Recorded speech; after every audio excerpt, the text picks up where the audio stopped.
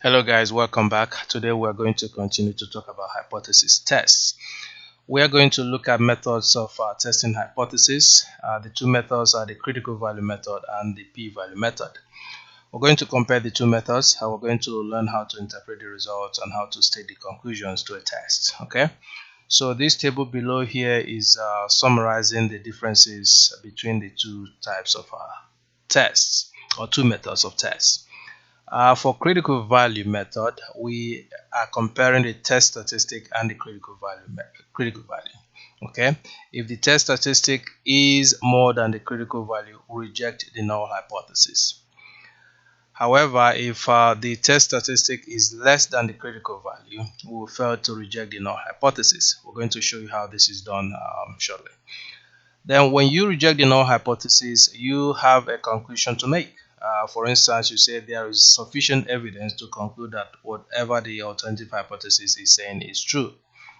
When you fail to reject the null hypothesis, then you say there is insufficient evidence to conclude that the alternative hypothesis is true. That's the critical value method, comparing test statistic and critical value. Okay, now the critical value you can compute using TI-84 plus. This is the value that normally is gotten from the table, the TZ tables. Okay, but with TI-84 you can easily compute the critical value if you don't know that. Okay, the test statistic is talking about Z or T or chi-square. We're going to show you all those and how to compute them. The p-value method, you are comparing the p-value and the alpha level. Okay, so if the alpha level is greater than the p-value, you reject the null hypothesis. If alpha is less than the p-value, you will fail to reject the null hypothesis. Okay, so the alpha is given, you know the alpha, and you compute the p-value, or the TI-84 will produce that for you, so you make the comparison. So when you reject the null hypothesis using the p-value method, you will draw the same conclusion.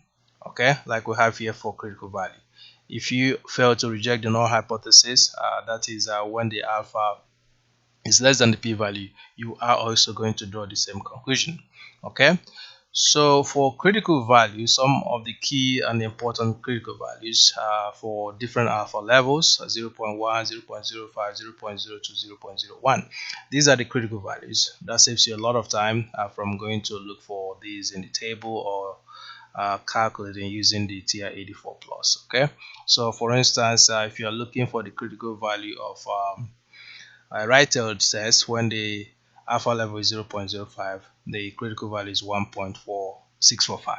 Okay, if you are looking for the critical value for a left-tailed test, when the alpha level is 0.01, you have this negative 2.326. Okay, alright, so going further down, you can see the test statistic formula for Z. That is when we know the population standard deviation. Okay, if you don't know the population standard deviation, you use the t-score.